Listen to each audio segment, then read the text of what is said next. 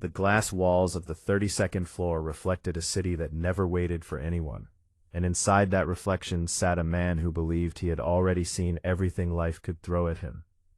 Ethan Caldwell, a self-made millionaire CEO, scanned a resume with bored precision, unaware that a single scheduling error was about to shatter his carefully ordered world and remind everyone watching that kindness can still rewrite destiny.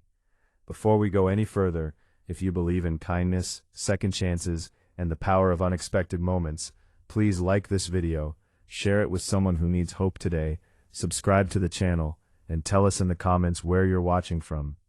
Your support helps stories like this reach hearts around the world. Ethan Caldwell had built Caldwell Innovations from a cramped garage into a global technology empire before his 40th birthday. Success had hardened him in ways he rarely acknowledged. His days were filled with numbers, acquisitions, and interviews with candidates who all looked impressive on paper, but felt painfully similar in spirit. That morning was supposed to be no different. He was scheduled to interview senior executive candidates for a high-level operations role, people with elite degrees and polished confidence. Yet when the assistant ushered in the next candidate, something immediately felt off. The woman who stepped into the room did not wear a power suit tailored to intimidate. Her blazer was neat but slightly worn, her hands trembled just enough to reveal nerves, and exhaustion sat quietly behind her eyes. Her name, printed on the resume in front of him, was Grace Mitchell. Grace Mitchell was a single mother of two who had not slept more than 4 hours a night in years. Her mornings began before sunrise, balancing school lunches, unpaid bills, and a constant fear that one unexpected expense could collapse the fragile stability she fought for daily. She had once been an ambitious business student, but life had intervened brutally. Her husband had died in a highway accident when their youngest was still learning to walk, leaving her with grief, debt, and responsibility that never paused to let her heal. Since then, Grace had worked multiple jobs, often beneath her qualifications, because flexibility mattered more than titles when children were waiting at home. That day, she believed she was attending an interview for an entry-level administrative role she barely felt qualified to hope for, unaware that a clerical error had placed her in front of the CEO himself. The room felt impossibly large to Grace. The city skyline behind Ethan's desk made her feel small, like an intruder in a world that was never meant for her. Yet, she sat straight, clutching her folder like a lifeline, determined not to let fear show. Ethan, still assuming she was a poorly prepared executive candidate, felt irritation flicker beneath his calm exterior. He skimmed her resume again, noting the gaps, the lack of prestigious titles, the years that seemed to vanish into vague descriptions of freelance work and temporary contracts. To him, it looked like another example of someone reaching too high without the credentials to back it up. As the interview progressed, something unexpected began to happen. Grace did not speak in polished corporate jargon or rehearsed ambition. Instead, she explained her experiences with quiet honesty, describing how she had managed teams in small businesses, balanced budgets down to the last dollar, and solved problems creatively because failure was never an option when children depended on her. She spoke about resilience without using the word, about leadership without ever naming it, and about responsibility in a way that came from survival rather than theory. Ethan found himself listening more closely than he intended, unsettled by the sincerity in her voice and the weight behind her words. Then came the moment that changed everything. Grace, sensing that the interview was slipping away, did something no other candidate had ever done. She admitted her fear.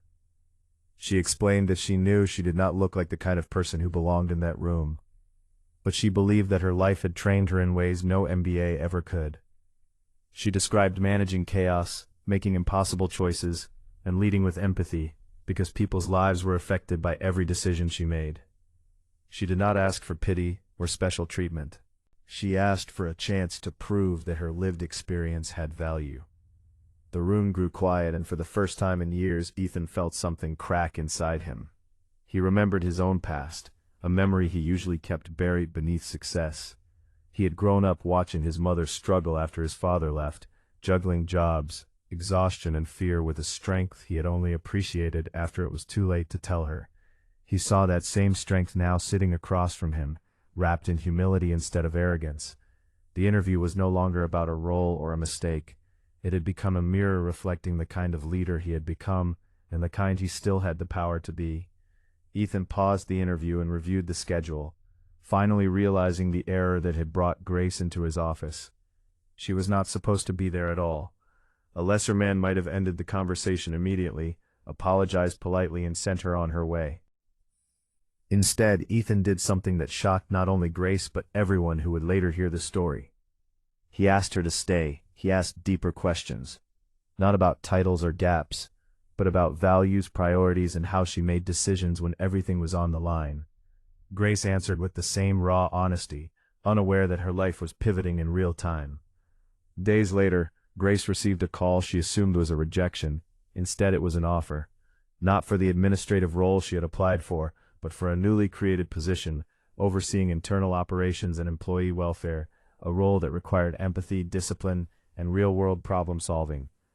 The salary was more than she had ever imagined earning. When she hung up the phone, Grace cried alone in her kitchen, the sound of relief breaking years of silent fear. Her children would be safe. Their future, for the first time, felt solid. Grace's impact on the company was immediate and profound.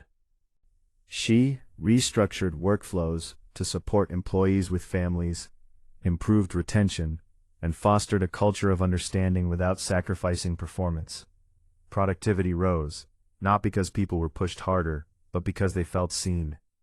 Ethan watched the transformation with awe and humility, realizing that the most valuable leader he had hired came not from elite circles but from the quiet resilience of a woman society had overlooked.